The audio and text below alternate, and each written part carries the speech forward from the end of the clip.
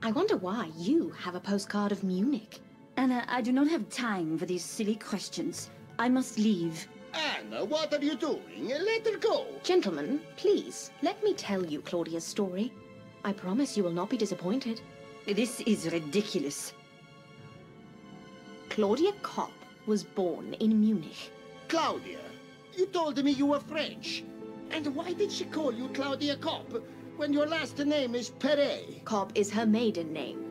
She got married in France and became Claudia Perret. After she divorced her husband, she returned to Germany and joined a covert operations group, seeking to bring the Nazi party to power. What? Go on. She was introduced to Mr. Peterson and started working as his nurse. And so she gained access to his wealth and connections. Did she kill? In the covert operations group, she was part of the unit dealing with Oriental religions, occultism, and their connections to Nazi symbolism and power. Her first task was to get in touch with a British professor who had just discovered a breakthrough in the search for immortality. What utter nonsense. This actually makes sense.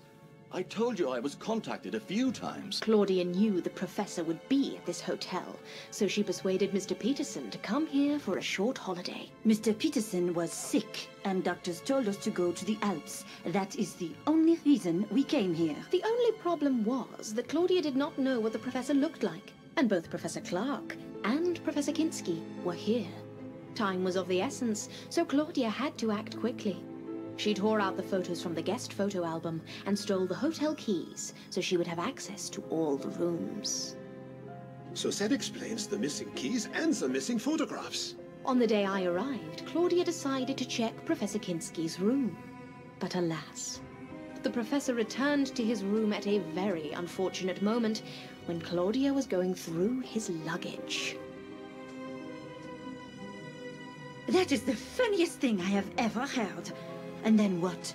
He saw me and had a heart attack? No. Professor Kinski threatened to report you to the police and tell all the guests you were a thief. So you had no other choice.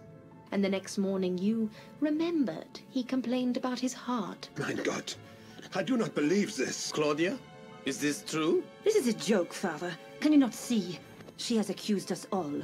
The only innocent person here is... Anna, go on, please. It's the telephone. I will answer it, Otto.